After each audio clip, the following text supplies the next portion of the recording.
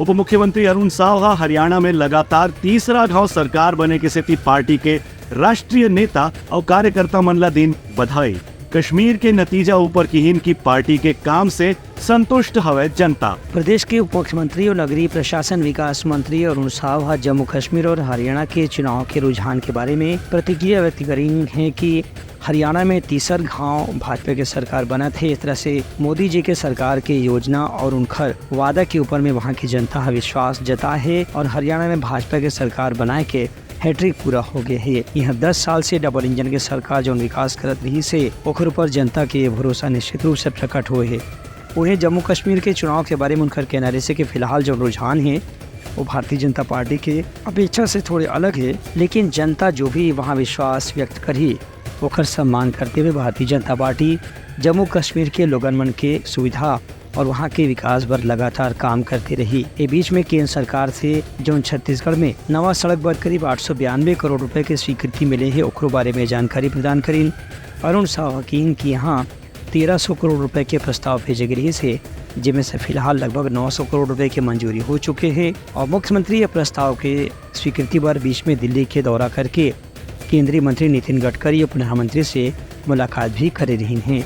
अरुण साव कि अब जल्द ही नवा सड़क के निर्माण के बारे में भी प्रस्ताव बना के केंद्र सरकार ला भेजे जाए। देखिए, सरकार ने बार बार अपनी प्रतिबद्धता दोहराई है कि हम बस्तर को नक्सल मुक्त करने के लिए प्रतिबद्ध है। केंद्र सरकार माननीय अमित शाह जी के नेतृत्व में लगातार इस दिशा में हमारा मार्गदर्शन कर रहे हैं, हौसला बढ़ा रहे हैं। हमारे सुरक्षा बल के नौजवान लगातार इस दिशा में काम कर रहे हैं।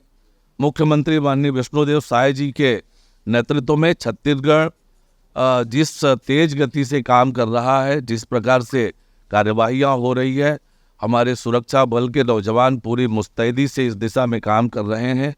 और कल जो दिल्ली में बैठक हुई है ये बताता है कि सरकार कितनी गंभीर है, कितनी गंभीरता से इस विषय को ले रही है।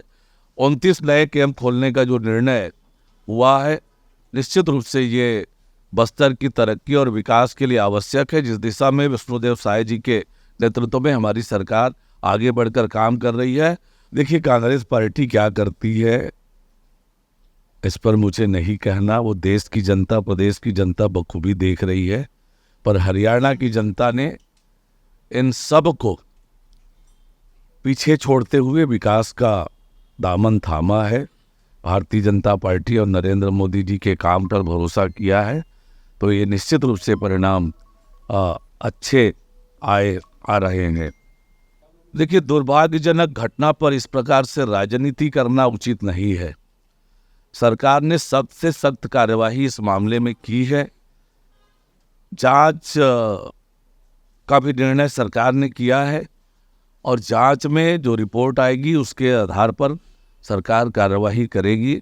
सरकार ने इस पूरे मामले को बहुत गंभीरता से लिया है, त्वरित रूप से कठोर कार्यवाहियाँ की है और जांच भी संस्थित की है सरकार ने। तो जांच के आधार पर किसी भी दोषी को बख्शा नहीं जाएगा, ये पूरी तरह से स्पष्ट है। दोषी कितना से बड़ा कोई व्यक्ति होगा उसे बख्शा नहीं जाएगा। सरकार कठोर कार्यवाही करेगी, ये मैं प्रदेश की जनता को सबको आश्वस्त करना चाहता हूँ। Bureau report Uttarakhand news.